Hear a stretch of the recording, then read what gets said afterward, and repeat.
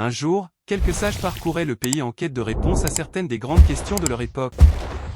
Ils sont arrivés dans le district de Nasreddin et ont demandé à voir l'homme le plus sage de la région. Nasreddin fut amené devant eux, et une grande foule s'est rassemblée pour écouter. Le premier sage commença en demandant « Où se trouve le centre exact du monde ?» « Il est sous mon talon droit, répondit Nasreddin. « Comment peux-tu prouver cela ?» demanda le premier sage. « Si vous ne me croyez pas, mesurez et vous verrez. » Le premier sage n'avait rien à répliquer à cela, alors le deuxième sage posa sa question.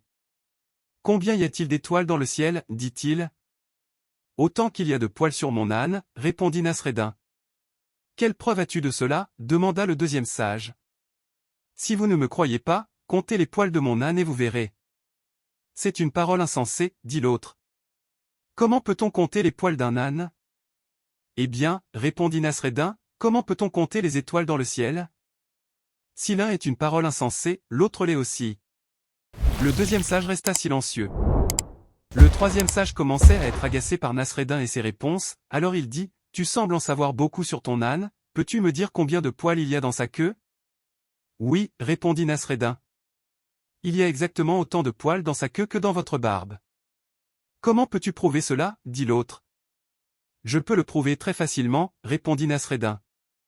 Vous pouvez arracher un poil de la queue de mon âne pour chaque poil que j'arrache de votre barbe. Si les poils de la queue de mon âne ne se terminent pas exactement en même temps que les poils de votre barbe, j'admettrai que j'avais tort. Bien sûr, le troisième sage n'était pas disposé à faire cela, alors la foule déclara Nasreddin vainqueur des débats de la journée. Morale, cette histoire nous rappelle avec humour et intelligence que la sagesse réside parfois dans la reconnaissance de nos limites et dans la remise en question de questions trop complexes.